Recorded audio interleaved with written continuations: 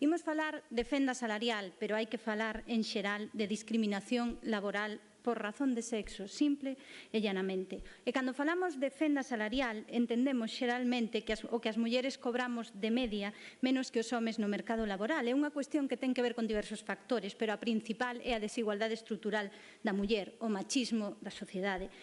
Teñamos en conta que estamos a falar só de traballo asalariado, o considerado productivo, non, porque se contabilizáramos nos mesmos termos o traballo reproductivo, non estaríamos a falar de fenda, estaríamos a falar de abismo. De abismo porque os estudos que comeza a ver sobre a contabilidade en termos monetarios do traballo de coidados realizado maioritariamente por mulleres apuntan a que acadarían entre o 40 e o 45% do PIB de cada nación, segundo a economista Carmen Castro. Pois ben, vamos falar só de traballo productivo. Pero é que tamén aquí hai que facer unha crítica, porque é que os relatos historiográficos patriarcais ocultaron sempre o papel da muller na esfera pública, tamén ao longo da evolución do que se considera traballo asalariado. Así, iso é afirmar que unha das causas da desigualdade no mercado laboral da muller é a incorporación tardía a ese traballo. Non é exacto. O que é tardío é a incorporación masiva, como saben, despois da Segunda Guerra Mundial. Pero a muller, o traballo productivo da muller vai ligado á historia do traballo asalariado, vai ligado pois dende os inicios mesmo da protoindustrialización, co famoso domestic system, pois a ocupación en empregos moi precarios na minería ou no textil dende o inicio, ou mesmo, se queren ir máis atrás, sempre estivemos en traballos productivos considerados precarios, como pois trasladar auga ou leite nas cidades, ou mesmo podemos decir que na primeira folga documentada na historia no século XII a.C. en Exipto participaron activamente mulleres. Así pois, a historia dos traballos duros é a propia historia específica do traballo asalariado, é unha historia de mulleres. Dende o inicio, pero o machismo estrutural fixo que os traballos asociados á muller, mesmo sendo tan duros e fundamentais na estrutura productiva como a outros, non tiveran a mesma consideración social. Isto tradúcense en que finalmente non teñan a categoría profesional a caída. Isto tradúcese en menos salario. Aí temos unha das orixes da fenda salarial no que é na esfera productiva. A razón última é que se traduciu na esfera productiva a división sexual do traballo que existe no conxunto da sociedade. E aí temos unha das causas principais da fenda salarial. Antes de comezar a desgranar os datos galegos, queremos lembrar nestas 4 paredes, ás veces parece que o esquecemos, que os dereitos, como xa foi dito aquí, conquístanse loitando, conquístanse como nesa folga mañá do 8 de marzo ou conquístanse como hai un século cando se internacionalizou o Día da Muller Traballadora ou conquístanse como as mulleres que nas nosas vilas e cidades repartían o leite polas vilas ou eran represaliadas as costureiras republicanas. Conquístanse, somos herdeiras de todas elas, das que loitaban por pan, xa o dixo a nosa compañeira, pero tamén loitaban por rosas. Fenda salarial, podemos calculala de distintos xeitos. A Eurostat xa, vostedes ocúpanse moito de citar eses datos porque as calcula simplemente en base a diferencia media entre os ingresos brutos por hora, pero vamos poñer un cambio de perspectiva. Vamos calcular a fenda salarial tendo en conta a porcentaxe de salario que teríamos que gañar máis as mulleres para equiparalo ao salario dos homes. Deste xeito estaríamos en Galicia nunha fenda en torno ao 28%. Indo aos datos da Axencia Tributaria, que son os máis precisos, o certo é que a diferencia salarial, a diferencia de salario que cobramos de media menos as mulleres con respecto aos homes son 4.513 euros. A diferencia salarial intolerable, pero a fenda salarial, a fenda, o que deberíamos cobrar as mulleres máis do noso salario, a porcentaxe que deberíamos cobrar para igualarnos sería un 28%. Entre as causas, concordamos co que acaba de sinalar o Partido Popular. Os elementos da fenda salarial son complexos, non é un reducionismo que facemos, non o fixo ningunha das voceiras da oposición. En primeiro lugar, xa o comentamos, unha das causas estruturais, a incorporación incompleta da muller ao emprego asalariado, sendo 52% das persoas, as mulleres, das persoas en idade de traballar en Galicia, temos maior taxa de paro, menor taxa de ocupación e menor taxa de emprego. Pero é que, ademais, están aí os famosos teitos de cristal. Teitos de cristal, de cemento armado, só o 2,3% da poboación ocupada feminina está en postos de dirección ou xerencia. Outro elemento da fenda, a feminización dos empregos menos remunerados, xa dixemos por qué, trasladas a esfera productiva a división sexual do traballo. A maior parcialidade, temporalidade e rotación de contratos que sufrimos as mulleres.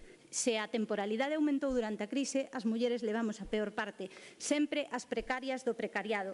Aquí teñen a fenda da xornada a tempo parcial. As mulleres mulleres adicámonos en xornadas a tempo parcial somos un 21,8%, un 6% no caso dos homes. As precarias do precariado. Tamén teñamos en conta que a maternidade penaliza, é así, é unha evidencia, a maternidade penaliza na carreira laboral. A maternidade penaliza, entre outras cousas, porque as tarefas de coidados se siguen a ocupar maioritariamente por mulleres. Se temos en conta as persoas que declaraban que estaban inactivas e sen buscar emprego por razón de coidado de crianzas ou persoas adultas ou enfermas, no ano 2014, o 92,3% eran mulleres. A fenda dos coidados tamén é outra fenda. Todos estes elementos é o que fai que, en xeral, teñamos esa diferencia de salario intolerable entre homes e mulleres. Esta situación, como dixemos, ten causa estrutural no machismo. Por unha parte, esa diferencia salarial que ten estas causas indirectas, pero que incluso indo á discriminación salarial directa, esta non se dá evidente no salario base, non se dá porque sería ilegal, pero dáse nos complementos salariais e nas horas extra. Como explican que a fenda salarial nas horas extra este case nun 79%? Como se explica? O machismo, a división sexual dos traballos. As mulleres non teñen as mesmas condicións de acceso a poder acceder a facer horas extra que os homes. A fenda salarial, en resumo, é unha discriminación que é indiferente do nivel formativo, da experiencia profesional ou do sector profesional.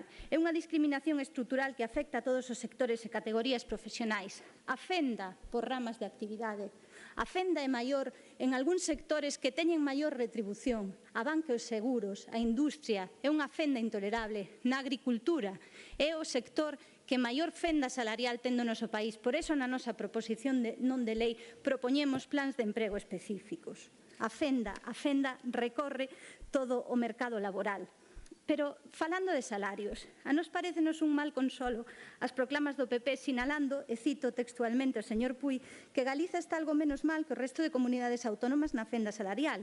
É certo, pero mal consolo, os salarios galegos son dos máis baixos do Estado, sendo os femininos dun nivel de miseria insoportable. É insoportable. Por unha parte, os salarios galegos perderon peso no conxunto da economía. Caíron en termos nominais a respecto de 2009 un 0,5%. Pero é que, ademais, o 30% da poboación asalariada galega cobra o SMI ou menos. Que pasa no caso das mulleres? Nas mulleres a porcentaxe elevase ao 36%. As precarias do precariado.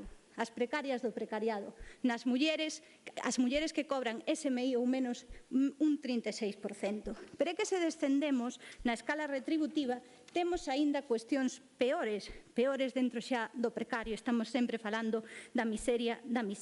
O grupo asalariado máis numeroso das mulleres galegas é o que está ingresando ao ano a metade do SMI ou menos, un 20% das asalariadas. É intolerable. Con estes salarios non hai emancipación posible. Por certo, que tamén este tipo de salarios, este tipo de condicións aumenta a vulnerabilidade de vítimas de violencia machista, que, por certo, os plans de integración ao mercado laboral das mesmas non están funcionando que deberan. Pero vaiamos á maternidade. A fenda salarial agrándase coa idade. Agrándase coa idade e dá un salto tremendo cando as mulleres damos o acceso á maternidade de media en Galicia, en torno a 32 anos. Que pasa aquí?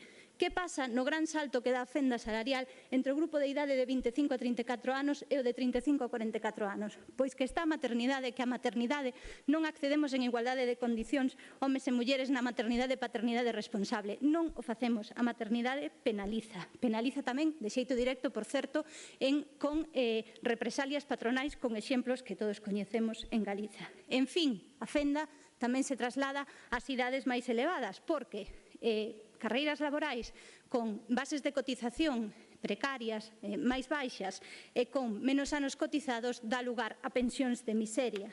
A fenda das pensións, a fenda intolerable das pensións. Por iso as nosas avoas tamén se manifestan. A fenda das pensións que no caso das de xubilación chega a un 38% en Galicia. É intolerable. E para rematar, que creo que xa non me queda máis tempo.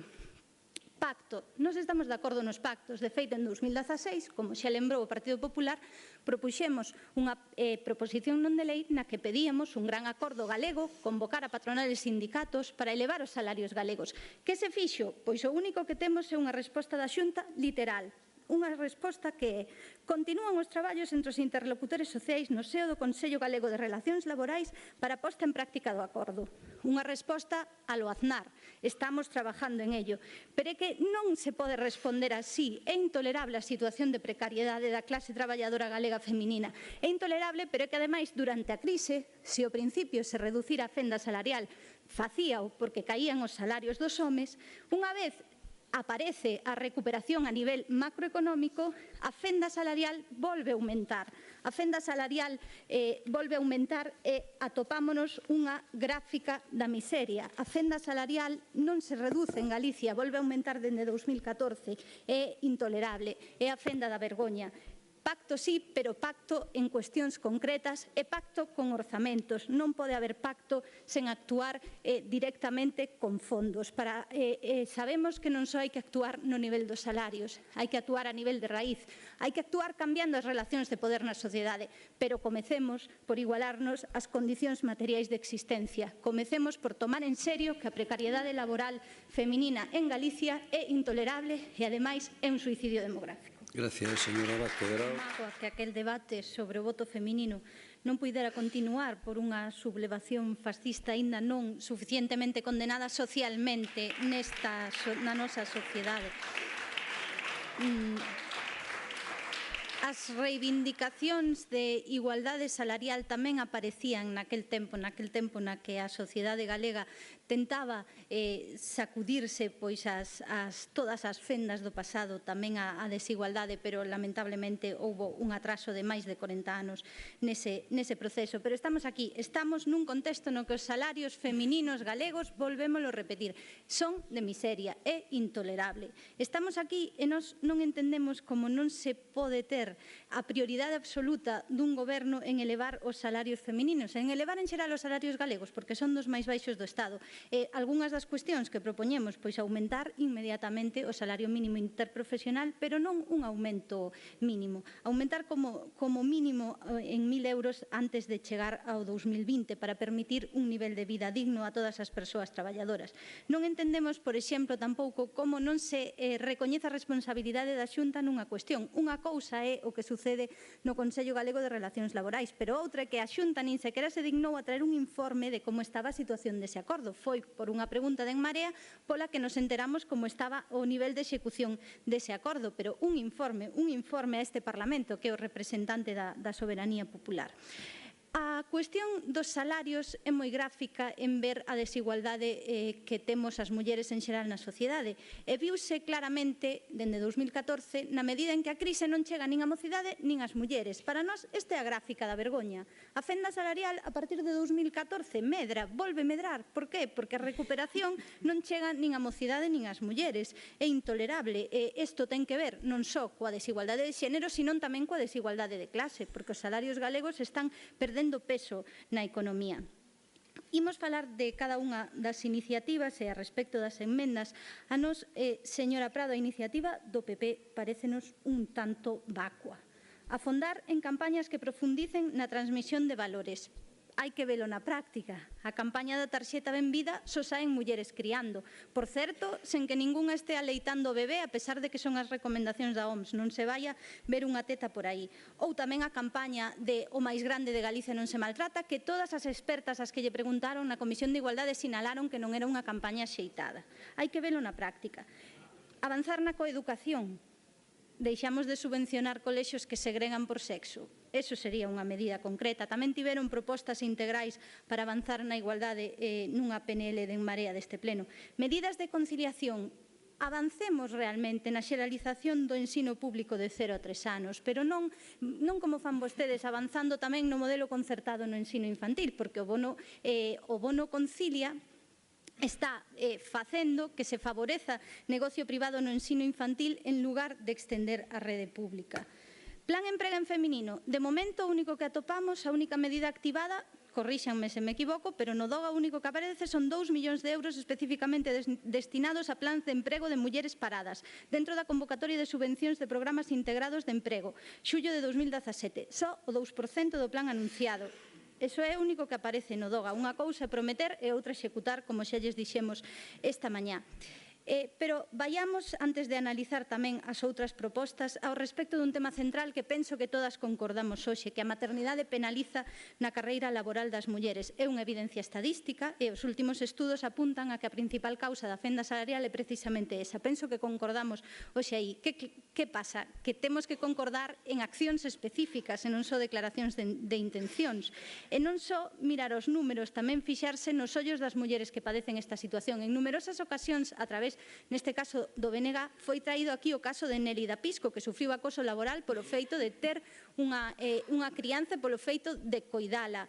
Por que non se aplican medidas para evitar que a Xunta teña concesións de servizo con empresas que fan acoso laboral pola maternidade? Mulleres como María de la Fuente, que saía onte no xornal, directora do Instituto de Investigación Sanitaria de Santiago, que ademais de non poder conciliar como tantas mulleres, vese penalizada porque non se ten en conta na carreira ningún factor de corrección polo tempo da maternidade.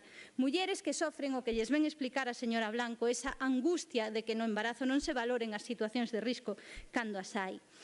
E é que estamos na raíz do problema outra vez no reparto sexual desigual das tarefas, unha cuestión fundamental no tema dos coidados. Antes quedousenos un dato na cuestión dos coidados, porque a temporalidade é maior nas mulleres. E por que se dá esta temporalidade? Pois ben, máis dun 60% das mulleres que traballan a tempo parcial por non atopar un emprego a tempo completo declaran o 13,5% das mesmas que aceptaron este emprego por atender a menores ou dependentes, frente a un 2% dos homes que o fixeron pola mesma causa. Está aí a fenda dos coidados. E a magnitude do problema que xera todo isto, a magnitude do problema que fai que a fenda salarial seña intolerable, podémolo ver tamén en termos absolutos, se é quizáis máis gráfico. No caso das galegas, en 35 anos de vida laboral, cada unha delas cobra de media 178.000 euros menos que un home.